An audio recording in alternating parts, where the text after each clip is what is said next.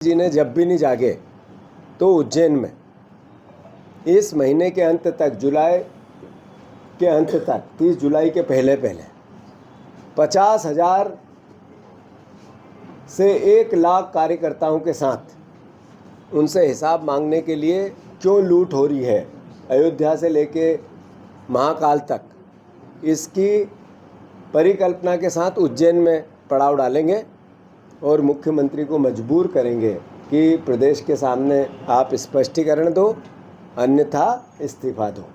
मैं इस बीच में लिखित में और कार्यक्रम आप लोगों को दूंगा, पर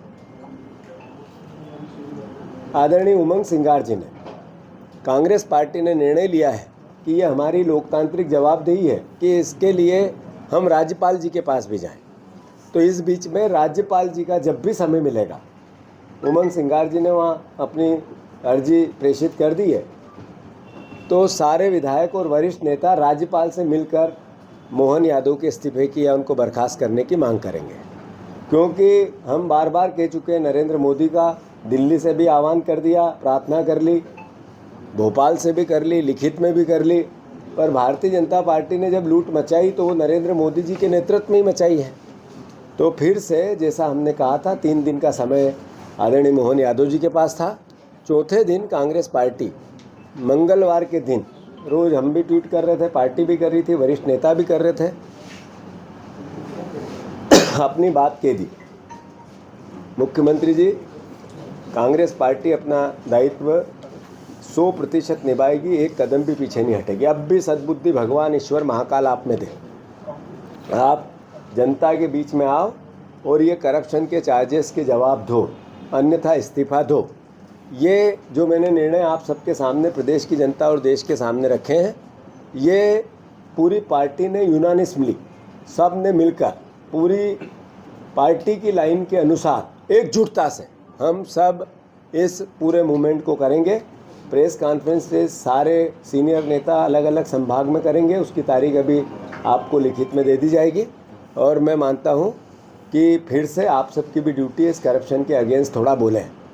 देश की मीडिया बोलती है, पोर्टल बोलते हैं, सारे जो डिजिटल प्लेटफॉर्म जितने हैं वो भी बोलते हैं, पर स्ट्रीम मीडिया अपनी जो मध्य प्रदेश की है वो थोड़ा चुप है। मेरा आग्रह है कि आप लोग भी लोकतंत्र को इस बचाने में, इस आहुति में आपका योगदान दें। कृपया करके, जितनी मुखरता से आपसे आशा है प्रदेश की जनता को, उतनी मुखरता से उतनी बातें शायद नहीं आ रही है।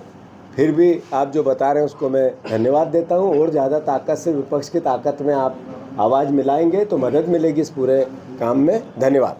और भी नेता समझ लीजिए, मध्य प्रदेश की कांग्रेस पार्टी इस लड़ाई में एक है, और जितनी भी शिकायतें हमारे पास आई हैं माननीय मुख्यमंत्री जी और उनके परिवार की, उनका भूमि प्रेम की, उस सब की पूरी जांच हम लोग भी कर रहे हैं, और पूरी तरीके से हम उसकी आखिरी लड़ाई तक लड़ेंगे।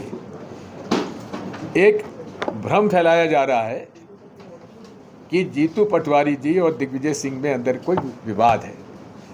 ये मेरे पुत्र समान है, और मुझे 50 साल से ज़्यादा कांग्रेस पार्टी में हो गए हैं। प्रदेश कांग्रेस कमेटी के अध्यक्ष तो क्या, किसी और कांग्रेस के नेता के खिलाफ भी मैं दलाल शब्द उपयोग नहीं कर सकता।